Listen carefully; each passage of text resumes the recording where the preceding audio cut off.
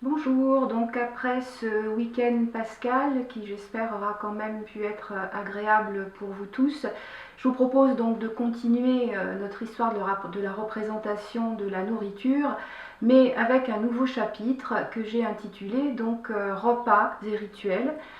Nous aborderons cette question à partir d'une œuvre extrêmement célèbre, La Scène de Léonard donc de Vinci, que nous présenterons avec des artistes contemporains donc qui sont en citation avec ce thème-là sur le cours d'aujourd'hui et sur la prochaine vidéo. Manger, c'est s'humaniser. Partager un repas élève.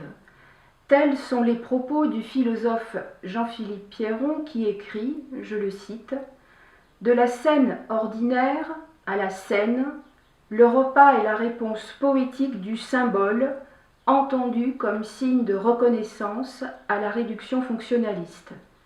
Prendre le temps du repas, ensemble, stimule un travail poétique qui brise les rythmes de l'opérationnel et explore des possibles sous l'effet d'une imagination culinaire productrice de surprises savoureuses. Le repas inaugure, en effet, un espace transitionnel, un tiers espace de liberté, mettant du jeu pour que s'échangent plus et davantage que des capitaux symboliques consommables. Marianne Groulez, philosophe, traductrice, rappelle quant à elle le repas de fête mis en scène par Nancy Houston dans son roman Dolce Agonia, dont elle écrit qu'il est bien plus qu'un repas, et de poursuivre, je la cite, « Mais c'est aussi bien autre chose qu'une fête, une scène païenne et moderne, un tableau de vanité vivant, une célébration de la joie, de l'amitié, de la bonne chair, mais aussi un puissant révélateur des fragilités des convives, des faiblesses et de la mortalité de leurs corps attablés. La fête est irréductible à la nourriture qui la célèbre, mais le festin, en retour, peut soudain déborder la signification festive dont on a voulu le charger. Chacun se défait de son costume de fête et en mangeant, en buvant, dévoile peu à peu failles et souffrances. » Alors bien sûr, nous ouvrons ici un vaste corpus, tant les représentations de repas, de banquets dans l'histoire de l'art sont nombreuses. Dans ce cours, je vous propose de l'aborder uniquement à l'aide de quelques exemples issus de la Scène, ce nom donné dans la religion chrétienne au dernier repas que Jésus-Christ prit avec les 12 apôtres le soir de Jeudi Saint, avant la Pâque juive, la veille de sa crucifixion et 3 jours avant sa résurrection. Après avoir célébré avec eux la Pâque, il institua donc l'Eucharistie en disant « Ceci est mon corps, ceci est mon sang ». Je commencerai donc par la plus célèbre d'entre toutes, cette scène peinte par Léonard entre 1495 et 1498, dont je vous montre en premier lieu une vue de l'ensemble dans la chapelle, avant effectivement de vous proposer une vue rapprochée. La scène de Léonard est une fresque murale qui représente donc le dernier repas de Jésus avec ses 12 apôtres, juste avant d'être arrêté par les Romains. On trouve de gauche à droite les 12 apôtres entourant Jésus, Barthélemy, Jacques le Mineur, André, Judas, Pierre, Jean, Jésus, Thomas, Jacques le Mineur, Philippe, Matthieu, Thaddée et Simon. L'Italie étant le berceau du catholicisme, les souverains de l'époque, et en particulier les Sforza, envisageaient de faire du couvent de la Sainte Marie des Grâces un mausolée. Ainsi, le jeune duc Ludovic Sforza fit appel au service de Léonard et quelques autres artistes pour décorer la chapelle, le réfectoire et certaines pièces du couvent. Et c'est ainsi qu'en 1494, Léonard commença son chef-d'œuvre. Insatisfait de la technique conventionnelle de la fresque qui implique une exécution rapide sur du plâtre frais, Léonard utilisa une couche servant de couleur de base appliquée à la détrempe, à l'œuf, comme fond donc pour finition ensuite à l'huile, permettant des reprises multiples. Cette technique risquée provoqua, selon les témoins, dès 1517 un effacement, voire une disparition de la couleur, car cette technique a une faille, celle de ne pas résister à l'humidité.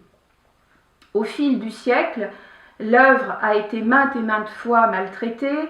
Les occupants du monastère ont jugé bon, par exemple, de poser une porte pour faire communiquer le réfectoire et la cuisine, gâchant totalement la partie basse de la peinture.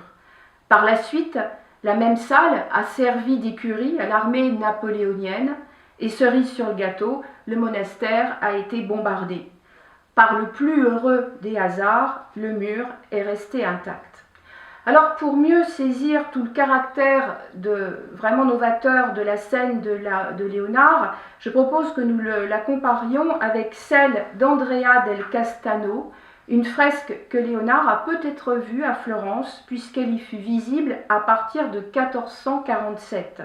Andrea di Bartolo di Bargilla est né dans le village de Castagno à une trentaine de kilomètres de Florence.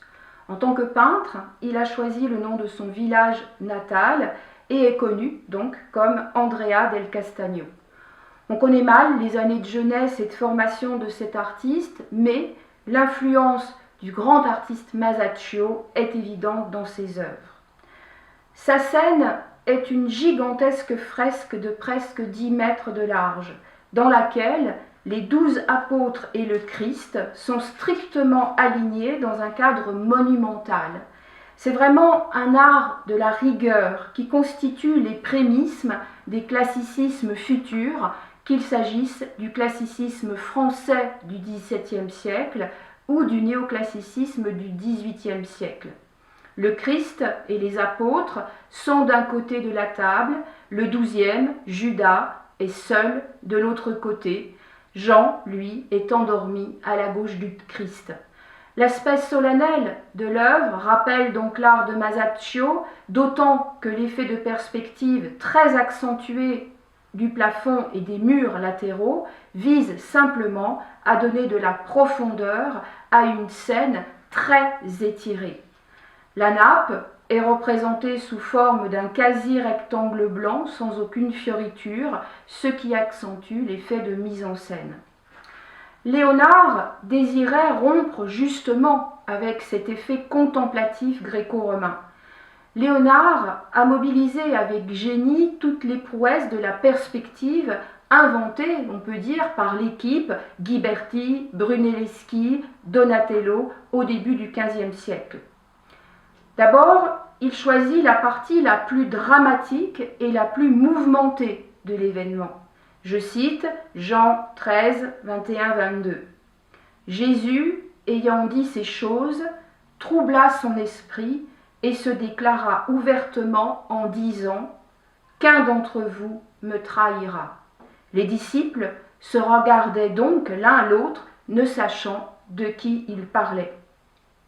Afin de figurer cette scène, l'iconographie du Moyen-Âge plaçait souvent Judas de l'autre côté de la table.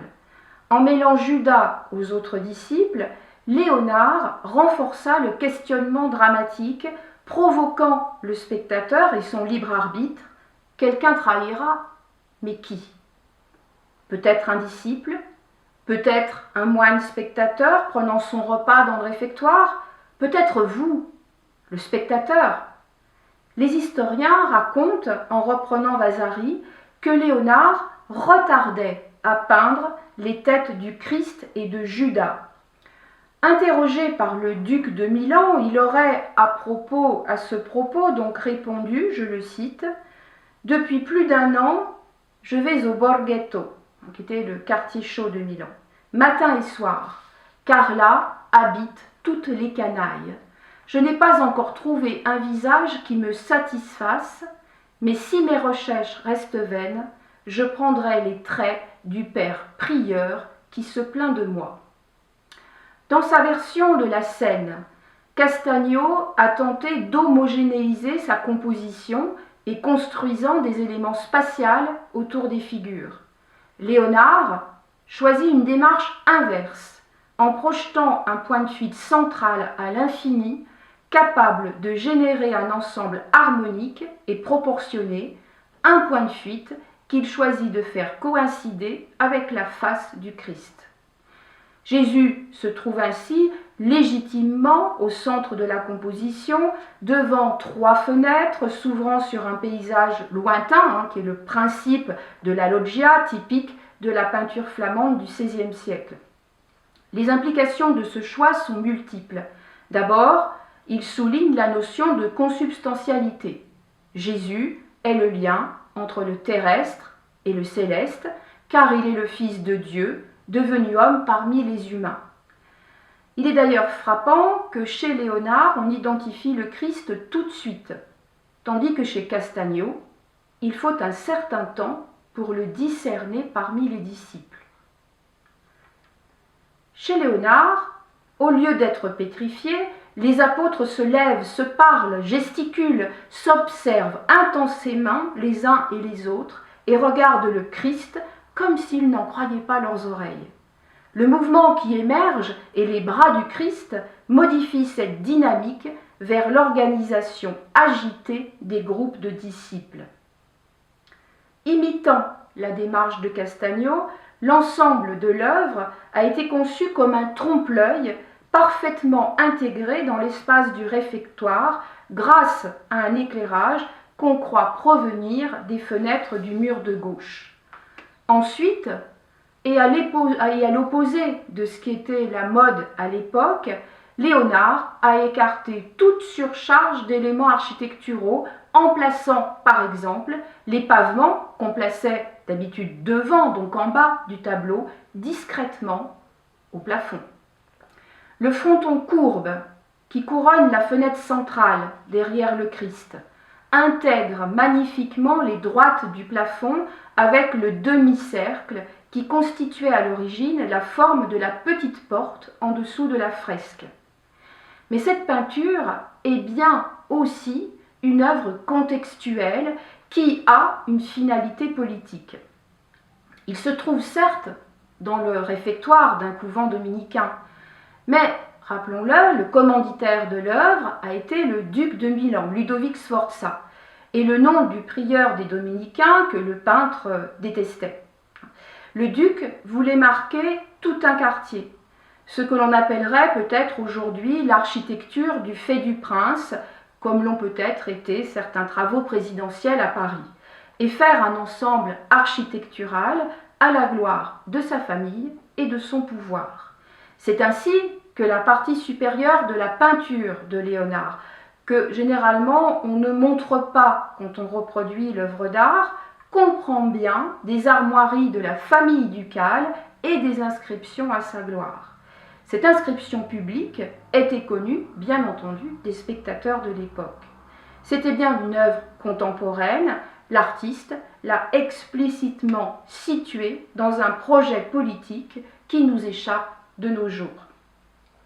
Alors, comme tous les chefs-d'œuvre, cette peinture a servi très rapidement de modèle pour d'autres artistes, et en particulier le Titien dans son œuvre sur les pèlerins d'Emmaüs, qui a utilisé la position et la figure de Judas. Tiziano Vecellio est né dans les Dolomites vers 1487-1490. Il entre au service de Giorgione en 1507. À la mort de ce dernier, il s'affirme rapidement comme un grand peintre, sans doute l'un des plus grands à Venise au cours des années suivantes. Chef de file de l'école vénitienne du Cinquecento, Titien devient très jeune le portrait officiel des doges de Venise, succédant dans cette fonction à son maître Bellini. Titien, c'est le contemporain de Vasari, de Michel-Ange, de Tintoret, de Véronèse, et il reste le souverain indiscuté de la scène vénitienne durant 3/4 de siècle. Formé dans l'atelier des Bellini, associé à Giorgione, Il est dès son adolescence l'un des artistes les plus en vue de Venise. À la mort de Bellini en 1516, il est nommé peintre officiel de la République de Venise. Alors, ces pèlerins d'Emmaüs, peinture conservée au musée du Louvre, est une démonstration magistrale du talent de Titien dans la structure, la couleur, l'anatomie des personnages, leur gestuelle, le paysage et la nature morte. On a identifié dans les traits du disciple à droite du Christ son commanditaire, Nicolas Maffei, principal ministre de Frédéric II Gonzague de Mantoue. Titien a réalisé de nombreuses versions de ce thème pour les commanditaires de sa génération, mais celle conservée au musée du Louvre reflète une attention portée à la scène de Léonard. Une longue table horizontale, le Christ de face se détachant sur un fond de paysage scandé verticalement par une architecture, la pose d'un des pèlerins évoquant celle du Judas de Léonard. Titien choisit de représenter le moment où les deux pèlerins comprennent qui est le personnage qu'ils ont rencontré. C'est aussi pour lui l'occasion de restituer avec soin la nappe blanche aux nombreux plis, le tapis d'Orient et les objets sur la table, salières, carafes, verres, pains, nous ramenant, là encore une fois, à nos cours précédents. C'est un artiste qui a amené 3 libertés fondamentales. Une première liberté qui est une liberté thématique. Il privilégie en effet le rendu expressif de l'aspect physique et moral de ses sujets et donne naissance à un nouveau genre, notamment le portrait officiel. Parallèlement, il détourne les thèmes religieux pour exalter les plaisirs terrestres et les fastes de la mondanité. C'est aussi une liberté technique, avec le recours aux tout nouveaux liants et pigments comme à la toile qui suscite à Venise recherches et inventions. Alors que l'école florentine continue d'accorder la primauté à la ligne et au dessin préparatoire, Venise privilégie la spontanéité de la touche et la richesse des coloris. S'attachant moins aux détails, Titien mélange et projette les couleurs du bout des doigts dans une gamme chromatique plus restreinte où se juxtaposent des taches qu'on dirait informes. Et puis, c'est une liberté de diffusion. La toile ne présente pas les contraintes des panneaux et des fresques. Elle se transporte aisément et même, avec de grands formats, montre et suscite l'envie des amateurs. Alors je fais un petit peu un saut dans le temps puisque maintenant nous allons voir un petit peu à partir du XXe siècle, de la seconde moitié du XXe siècle et puis donc avec des artistes plus contemporains, comment ceux-ci ont revisité donc la scène. Salvador Dali. L'artiste espagnol bien connu donc est né en 1904 à Figueres et il décède d'ailleurs dans cette ville à l'âge de 84 ans. En 1989. En 1951, Dali participe à l'exposition biennale hispano-américaine d'art créée par l'Institut de culture hispanique. Il présente à Paris le manifeste mystique avec des œuvres fondées sur celui-ci. Vers 1949-1950, on est à l'aube d'une ère nouvelle pour Dali. Ayant voyagé en Italie avec Gala, il choisit de revenir à l'esthétique de la Renaissance italienne pour peindre des sujets de nature religieuse. La mystique l'emporte et avec elle la mystique nucléaire. C'est dans un texte intitulé Manifeste mystique qu'il explique le changement qui est en train de s'effectuer en lui. Je vous en ai un petit peu synthétisé quelques extraits que je me permets de vous lire.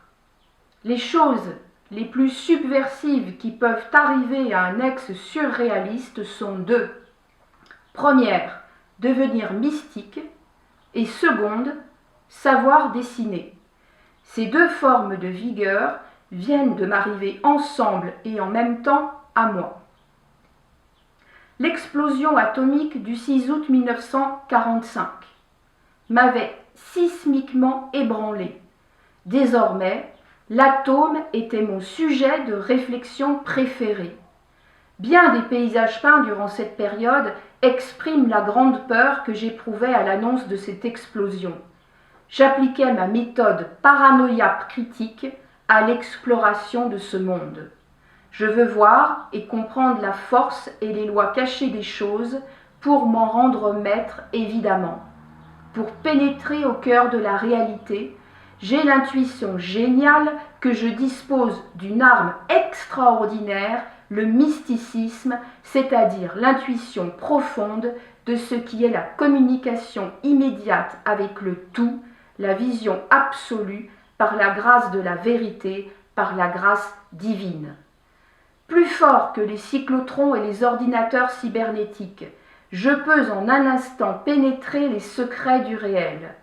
C'est dans cet état de prophétisme intense que je compris que les moyens d'expression picturaux ont été inventés une fois pour toutes et avec le maximum de perfection et d'efficacité à la Renaissance, et que la décadence de la peinture moderne vient du scepticisme et du manque de croyance, conséquence du matérialisme mécanique. Moi, Dali, réactualisant le mysticisme espagnol, je vais prouver que mon œuvre est une unité de l'univers en montrant la spiritualité de toute substance. Depuis ses tout débuts en peinture, Dali a attaché une grande importance à la construction de ses tableaux. Fasciné par la dynamique de la spirale logarithmique, sa théorie paranoïa critique l'a amené à étudier certains tableaux classiques sous l'angle mathématique. Avec sa dernière scène, on se situe vraiment dans l'itinéraire du peintre à cette époque. Créé en 1955, après 9 mois de travail, le sacrement de la scène de Dali s'inscrit dans une période de production que le peintre qualifie lui-même de phase de mysticisme nucléaire. En ce temps-là, Dali avait quitté les surréalistes et annoncé son intention de devenir classique, associant sa précédente approche de la production à un traitement du corps fidèle à la haute Renaissance. La peinture évoque manifestement les représentations traditionnelles de la scène, bien qu'elle figure un surprenant buste saisissant par sa transparence et ses bras déployés vers l'extérieur qui étendent la largeur de la surface de la toile. Le Christ est assis à une table centrale avec les disciples autour de lui et dans le fond, à travers les fenêtres, on peut imaginer les rivages de la mer de Galilée, qui est en fait une représentation du village natal de Dali. La figure du Christ est transparente et au-dessus de lui, le bras et la poitrine d'un homme apparaît dans le ciel, ce qui suggère déjà l'ascension du Christ. Les 12 apôtres se tiennent autour de la table. Ils sont de dos ou tête baissée. Ils s'agenouillent dans la vénération, dans la prière ou en adoration. Mais leur attention n'est pas tournée vers Jésus. En effet, ils ne semblent pas être conscients du personnage assis parmi eux. Aucun d'entre eux ne réagit visiblement à Jésus assis à la table. Jésus est présenté dans un halo mystérieux, de manière transparente ou spirituelle, mais il ne semble pas physiquement présent et aucun des 12 ne semble tenir compte de sa présence. Leurs têtes sont courbées vers l'autel et non vers la figure de Jésus que pourtant nous voyons. L'image de Jésus est peinte de manière éthérée et indique qu'il fera bientôt partie d'un monde supérieur. Tout est peint dans une sorte de flou. Les tons pastels donnent à la peinture son aspect brillant. Les parties représentant le ciel sont encadrées dans une structure polyédrique. Dali, ici, dans une continuité historique, comme nous l'avons évoqué, renouvelle pourtant toute cette iconographie. Donc je vous propose de poursuivre dans notre prochaine vidéo cette citation chez les artistes contemporains à partir donc de la scène de Léonard. Je vous remercie, à très bientôt.